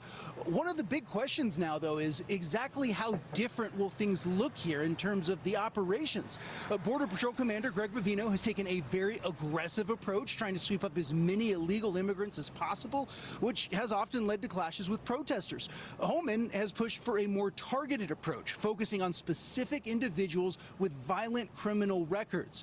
A lot of folks here seem to be at least hopeful that this leadership change will help calm things down. I think it's definitely encouraging, but I also don't want to get complacent. Like, I don't think we can definitively say that it's over. Getting fired is not justice. The man needs to be brought to trial for what he's wrought on Minneapolis and the state of Minnesota. Yeah, last night, a few dozen protesters there targeted a hotel in the Minneapolis suburb of Maple Grove, where they believed Greg Bavino was staying, until local Maple Grove police showed up, started arresting people. At least 26 arrests made last night. Different scene than what we've seen at some of these hotel protests in Minneapolis, where federal agents are lucky if police show up at all. Interesting. They even seem willing to face-to-face with Homan.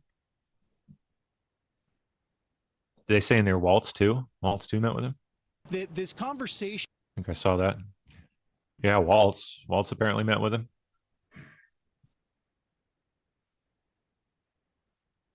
Huh.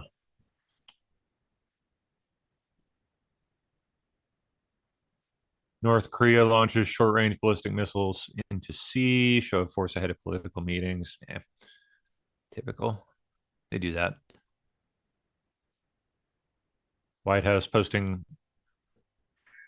Okay, let's see. 1, turn over all incarcerated or active warrant criminal illegal aliens for immediate deportation. 2, transfer all criminal illegal aliens arrested by state and local police. 3, assist federal authorities in detaining criminal illegal aliens wanted for crimes. And 4, Democrats must work with the federal government in the rapid removal of all criminal illegal aliens. It's that simple. End the chaos. Trump makes 4 demands to end the chaos. Okay. Those are from Trump. Calls on Congress to ban sanctuary cities. Interesting. This may be a case of the classic Trump negotiating tactic, which we have literally just watched him use with the Greenland business. Overplaying what you what you intend to do. Making it seem like he's going to storm in there and take over the country by force, and then after everyone's all up in arms and convinced that that's what's coming, he rolls it back to something much more moderate by comparison anyway, but still far more than we ever would have gotten to begin with, right? I don't know if this is the same thing, right? He's like kind of going into Minnesota just fist swinging in absolute chaos. It's not even really clear who's leading things, to be perfectly frank. The whole thing's been a complete mess. It's been intimidating, scary for people. Let's be real. It has been. Not for us, but certainly for them. Was that the intent the whole time? Just to kind of storm in there, force their hand and make them start doing a bunch of stupid shit they can later get in big shit for? and then rolling back and coming to a more moderate kind of now acceptable position that they can get on board with. I think that may be what's going on. We'll see.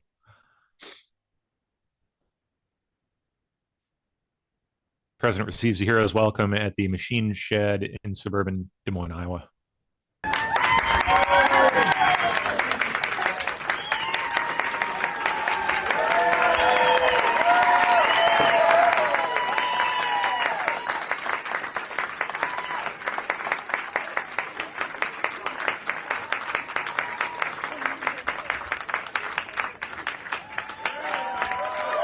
Nice.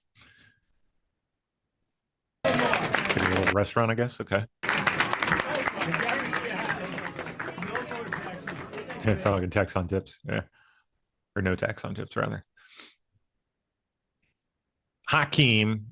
Timu Obama says Donald Trump must fire Kristi Noem immediately, or Democrats will initiate impeachment proceedings against her in the House. Yeah, we'll see. Okay. Why did you decide to shake up your leadership team in Minnesota and send... Oh, interesting. Someone actually asked him, I guess someone there on the ground, like just a regular person in the restaurant, asked him, why did you shake up your team in Minnesota? Huh. Why did you decide to shake up your leadership team in Minnesota and send Tom... I do that all the time. I shake up teams. Everybody here, these are a lot of owners of farms and places, and you shake up your team. If they can't do the crops fast enough, they go... Look, we have an incredible team. We did something that nobody said was possible. We didn't go back to Congress and ask for legislation. We closed the border, and in the last 8 months, they have, and this is actually hard to believe, nobody crossed the border, right? Nobody. They say no, I don't even know if that's possible. I think that's technically like a net figure. Like when you take into account the number of people going out, it like zeroes out. There's obviously still people coming across the border in plenty of places, although they've stemmed the flow in a lot of other areas. But you know, it's Democrats that do the report. It's a very liberal group that does that report. It's a very important report.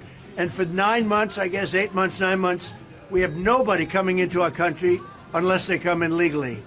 We want them to come in legally. You need people to work for you. But we did something that I would say people thought that was absolutely impossible, and we were able to do it. So we're very honored by what's happened to our country. In addition, we have $18 trillion coming in, building plants, building auto factories, building AI factories, like no AI factories. No other country in the AI factories. world has done what we've done in the last year. Oh boy. And I think it's the most successful. Does that mean a factory run by AI or a factory that makes AI? Don't know. President, there's never been a year like this in the history of the country.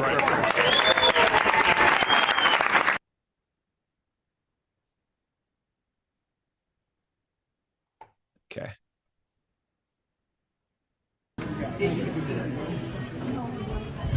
Picture on the tractor off road when you drove in. Oh yeah, really? Yeah, right. Good tractor,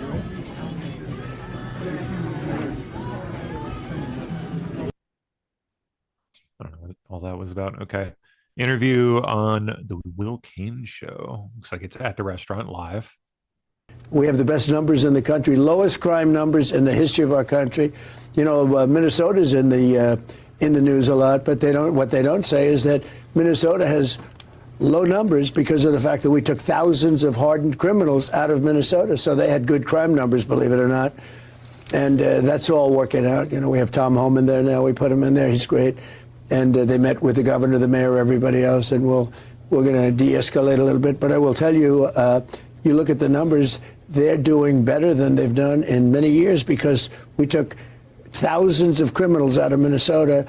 You look at Washington, D.C., it was a very dangerous place a year and a half ago. Now it's as safe as you can get. You can walk your family down the middle of the street. Nothing's going to happen. You know, it's we got rid of over 2,000 hardened criminals, many of them let in through the open border policy of Sleepy Joe Biden. It was not a good. That was not a good policy, Will. We have the best numbers in the Is this a pullback? I don't think it's a pullback. It's a little bit of a change. Everybody in this room that has a business, you know, you make little changes. You know, Bovino's very good, but he's a pretty out there kind of a guy. And in some cases, that's good. Maybe it wasn't good here. But you have to understand, when I watch some of the people that I've been watching over the last few weeks, these are paid insurrectionists. These are paid agitators. These people aren't normal, like, OG that, you know, they're incensed about anything. How do you get incensed when you go into a state and you're taking criminals out? You're taking monsters out, murderers. You know, we had 11,888 murderers let into our country by other countries, by Biden with his open border stupid policy. It's the dumbest thing I've ever heard. You talk about bad policy. Open borders where people were coming, so the whole world, the Congo, Venezuela, all over the world, they're letting people in from their prisons and they're feeding them into the United States. And they're murderers and they're drug dealers and they're everything else you can think of, every bad name you can think of. And they let them in by the millions. We closed the border. You know, we have nobody coming into our country anymore. Nobody.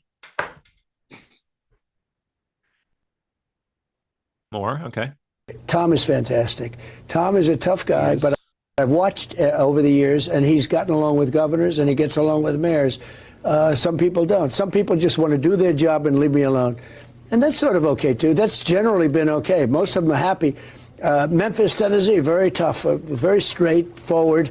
We're taking the criminal out. We're getting them out, either putting them in jail, because some are so bad that you don't want to send them to where they came from because you're afraid they're going to come back.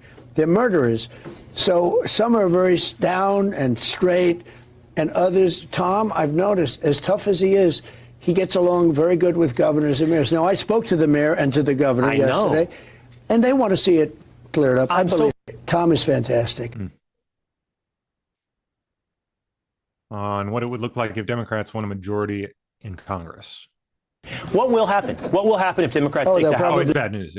Yeah. They try and impeach me. They'll say he went to Iowa and he spoke unfairly to people, and he's not supposed to do that. Let's impeach him, okay?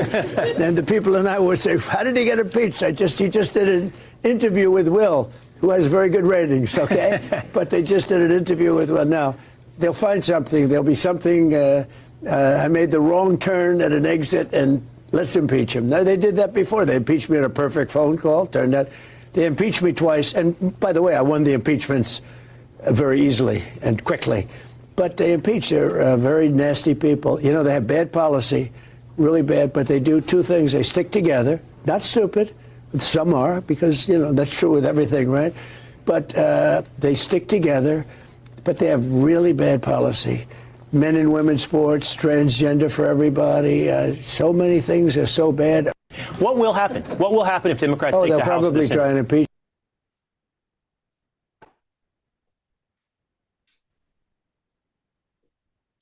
Expressing confidence in Kristi Noem. Do you still have confidence in DHS Secretary Kristi Noem? You brought up the success at the border. Look, you do. She was there with the border. Who closed up the border? She did, with Tom Homan, with the whole group. I mean, they closed up the border. The border is a tremendous success, one of the most secure borders in the entire world. We were a laughingstock 1.5 years ago for the whole world. The whole world laughed at us. I had friends that said, is that real? You know, they'd look at a picture. You've been down to the border. They'd look at a picture of the border with hundreds of thousands of people pouring in like it was water. And they said, is that really taken? They can't believe it. They think it's one of these crazy movies that they make. The border was horrible. It was horrible. You know, I did the border twice. First time I won, 2016, I won on the border. But that border was nothing, and I fixed it immediately. It was great. We had great years, and we had a great economy. We had the best economy in history in 2016, my first term. And we rebuilt the military, and we get the largest regulation cuts. We had the best job number. We had a great first term. This term seems to be blowing it away. I mean, the only thing we have is a Minnesota situation, and that is, I believe, easily resolved. Okay. Okay. Well, easily resolved, huh? No tax on tipped waitresses here. No tax on tipped. No more. He has posted that you have retreated in Minnesota, Governor Gavin Newsom, and he is encouraging people to keep the pressure up. See, I haven't heard that at all because it's just the opposite. I was called by the governor yesterday. I was called by the mayor yesterday. How do we do something? Please, how do we do something? I think it's bad for them. I don't think it's bad for us. I think it's bad for them. Yeah, you'll have to see what Governor But it's not Newsom a question posted. of retreat. We want safe cities. Whether it's if we took a lot of the crime out of there. We want safe cities and states. We want a safe country. And again, we just got a report done by Democrats that the country is the safest ever recorded right now. He has posted that you. On rooting out fraud in Minnesota. Okay. So in Minnesota, they think it's $19 billion. That's a big part of the equation here. They need to take care of that. If they think it's $19 billion, triple it or quadruple it. And if we catch a lot of this fraud, and I felt it for a long time, but now we know what's happening. And the answer is, yeah, there will be accountability. It's one of the little problems. You know, I happen to think, and I've said it from the beginning, that a lot of what's going on with respect to Minneapolis, you know, with what's happening with all the hoopla, is so people don't talk about You think the it's fraud. a distraction? I've said it from day one. It's a distraction because what you don't see is that we have hundreds of accountants from Todd and from all of the different people. We have hundreds of accountants going over everything that's happening. And we're finding fraud on top of fraud on top of fraud. And I think that they don't want that to happen. You're talking about $19 billion. Probably that's a minimal number. Now, you take that and you go to California. You think California is better? I would say California is worse. It's totally out of control. They don't know what they're doing out there.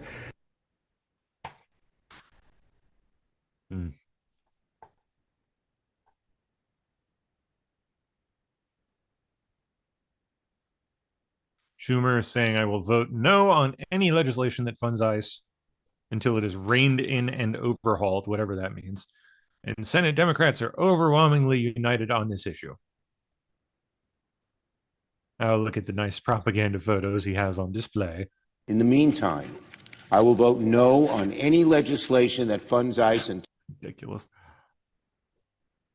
Virginia court just struck down any Democrat efforts to gerrymander the state's congressional map for more blue seats during the 2026 election. If anything is passed, it must take effect after the 2027 election, at the very least.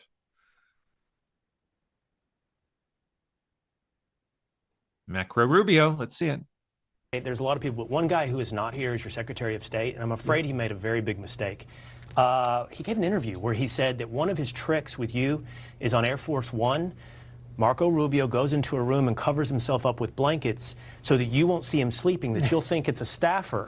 And so I think there's only one of two ways you go with this. You give him yet another job, or you pull the blankets back. That's what he wants. Let me tell you, he's doing a fantastic job. Yeah, he needs another hat. Put another hat on that head. But he's a tough cookie. I can tell you that. He's a tough cookie. There's a lot.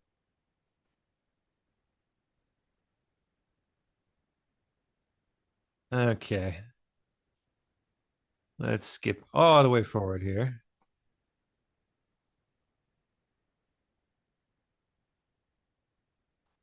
Get up to the last few minutes. Okay. Oh, wow.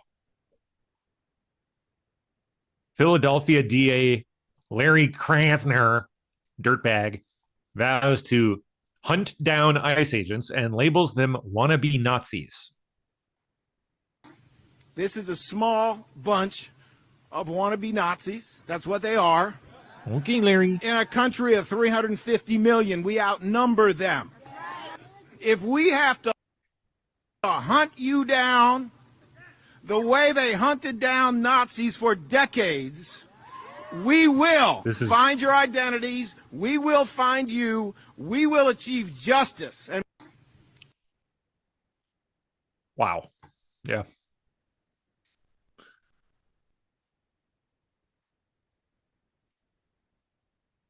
Canadian Prime Minister Carney denies walking back comments in Trump convo. I meant what I said. What was this about? Said he had spoke to Trump on January 26th, but denied he'd retracted comments last week that irritated the U.S. president.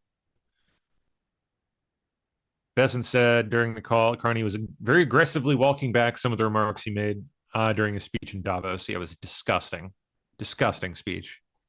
Dirtbag. So now he's flip-flopping again, I guess. Jamie Ratskin says unless Kristi Noem is fired, Chairman Jim Jordan should immediately begin Judiciary Committee impeachment proceedings against her. Yeah, okay, that's going to happen.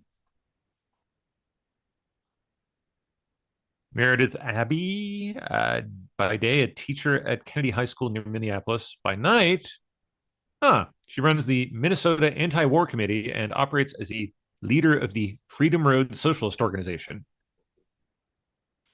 Probably considered a domestic terror group at this point. But they're going to do it unless we make them. And so part of that is being real loud and showing up and refusing to back down and refusing to let them decide whether or not we get to be angry. That's right. Angry wine mom. The archetype in a nutshell.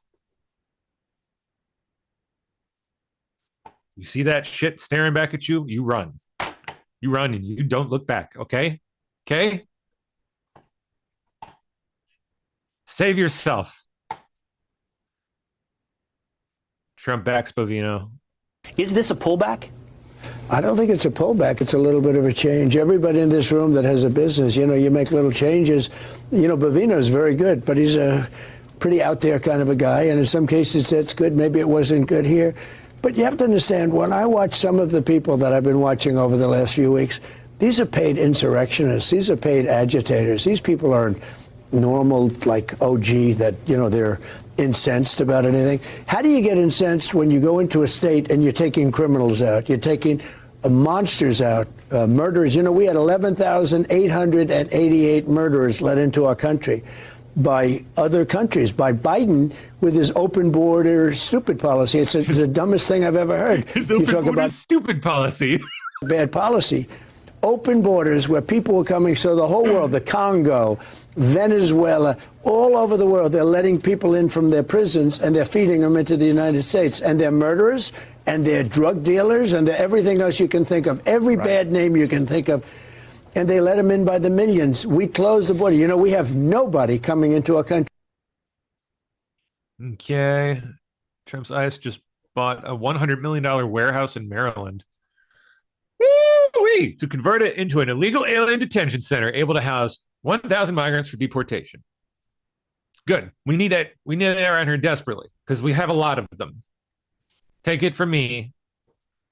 You can't. It's impossible to avoid them. You drive and literally every other car on the road is driving 5 miles an hour under the speed limit, packed to the brim with little Mexicans, and they suck. I'm sorry, they just suck at driving. They're fucking terrible. Pardon me, but they're really bad, and I'm sick of it. I'm sick of having to deal with it. I used to love driving around here. Used to be, despite the traffic, I loved it. I would go out for pleasure cruises all the time. It sucks now. I cannot stand driving at all anymore, and it drives me insane because just going out for a drive used to be my stress relief. I used to go just burn the heat off by just going out for a spin for an hour or so, just on a nice cool night. Can't do that anymore because I just end up even more angry than I started. I'm so sick of it. I don't know how to express this anymore. I just want them gone. I'm tired of it.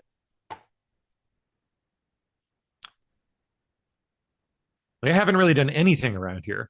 I haven't seen any ICE, anything in this area. So I'm looking forward to that changing.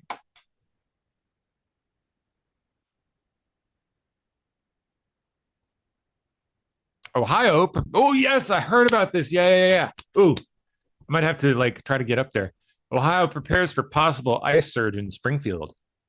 I believe because the Haitians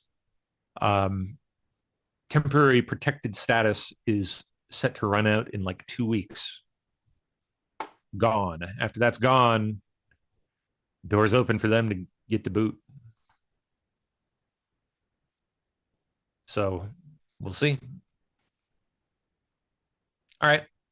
Well, I'll call it quits there. I believe Sunny is in. Hi, Pam. I want to Hello. introduce you to Sketch Danger. He's a friend of Toots, and he's a musician, and he's a new host. He's going to be taking over the spot. Cool. I apologize for running 5 minutes over there. I would have ended right at the top of the hour and not kept you guys waiting. All right, no problem. Well, how you doing, Sketch? Blessed. How are you, bud? Wonderful. Blessed as well. Good to meet you.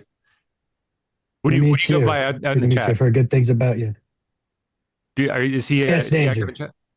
Is he okay? Same. Gotcha. Very good. Well, cool. I'll let you two get to it then. Sir. All right. Thanks, Pam. Yep. Have a good night, Have y'all. a good evening. See ya. Good night. Good night. Hey, everybody. It's Sketch